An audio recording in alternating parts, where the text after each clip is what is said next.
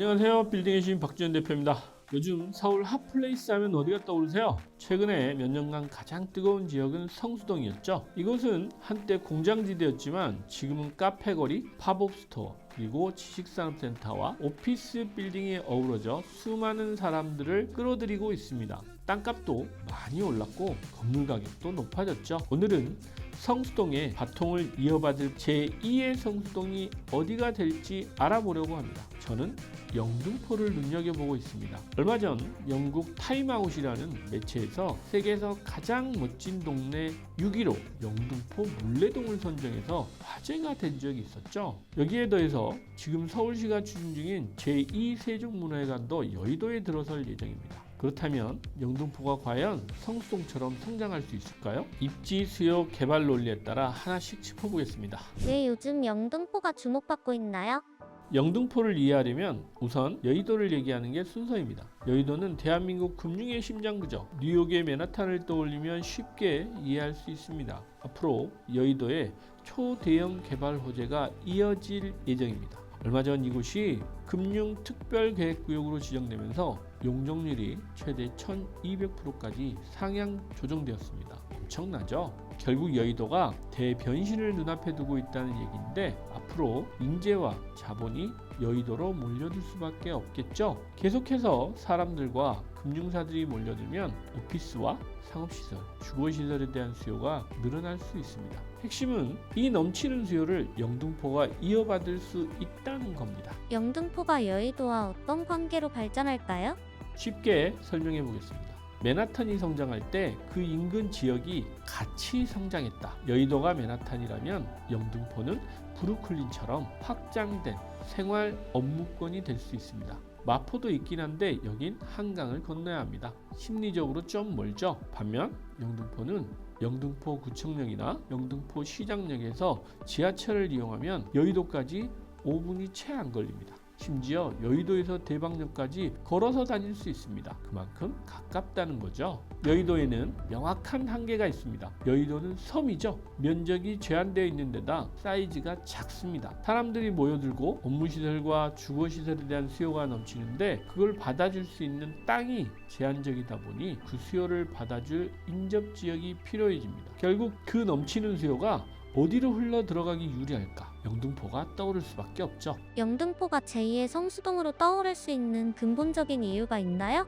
핵심은 중공업 지역의 변신이에요. 영등포일 때는 공장과 노후 건물이 뒤섞여 있는 후도심이지만 이게 바로 성수동의 과거 모습과 똑같습니다. 성수동도 원래 중공업 지역이었어요. 공장 밀집 지역이었고 지금도 그 흔적이 여전히 남아있죠. 영등포는 성수동 초기 개발 시기와 아주 흡사합니다. 심지어 영등포의 중공업 지역은 서울 시내 최대 규모입니다. 도표를 확인해 보면 아시겠지만 성수동 규모의 2배 이상입니다. 중공업 지역의 80% 이상이 서울 서남권에 집중되어 있는데 그 중에서도 가장 많은 면적을 차지하고 있는 곳이 영등포죠. 여의도에 넘치는 수요가 영등포로 넘어온다고 상상해보죠. 오피스와 상업시설, 거기에 주거시설 등이 더해지면 영등포가 제2의 성수동으로 발전할 가능성이 충분해 보입니다. 얼마 전 영등포 물레동이 화제가 됐는데요. 이것도 영향을 줄 수 있을까요? 맞습니다. 영국 타임아웃이라는 잡지에서 물레동을 이렇게 소개하고 있습니다. 철강, 가공산업의 중심지였다가 오늘날 서울에서 가장 분위기 있는 예술의 거점으로 변모했다. 실제로 물레동은 임대료가 가장 저렴해서 젊은 예술가들이 모여들면서 분위기가 조금씩 바뀌었죠. 작은 규모의 전시 공간이나 개성 넘치는 카페, 또 식당과 음식점 등이 공장지대에 만들어지면서 굉장히 힙한 분위기가 만들어졌습니다. 원래 지역이 뜨려면 이런 문화적 향취가 필수적입니다. 거기에 더해서 산업과 상권이 어우러지고 복합적인 지역 경제 시스템이 생겨나면 그때부터는 지역의 가치가 달라질 수 있습니다. 지금 영등포 물레동도 비슷한 길을 걷기 시작한 겁니다.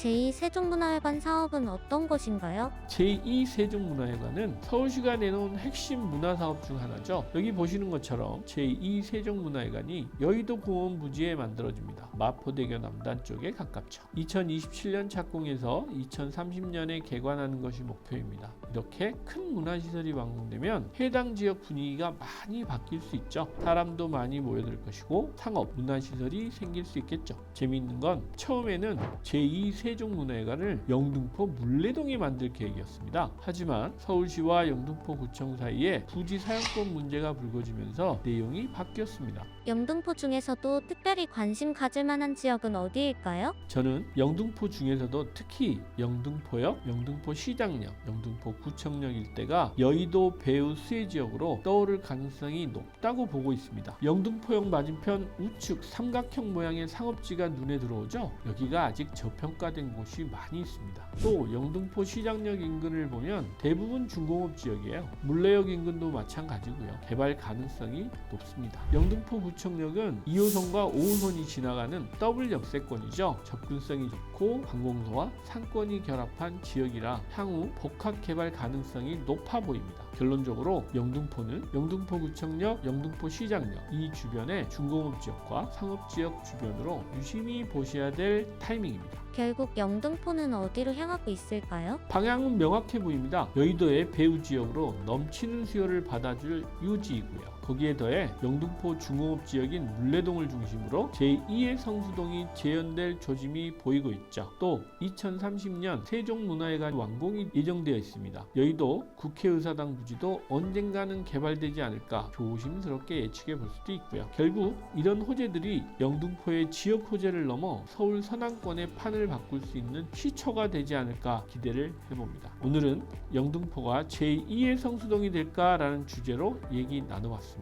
결론은 간단합니다. 여의도 변화의 파도가 영등포로 넘어온다. 성수동에서 기회를 놓쳤다면 이번에 영등포가 기회가 될 수 있습니다. 지금까지 빌딩의 신 박준현이었습니다. 감사합니다.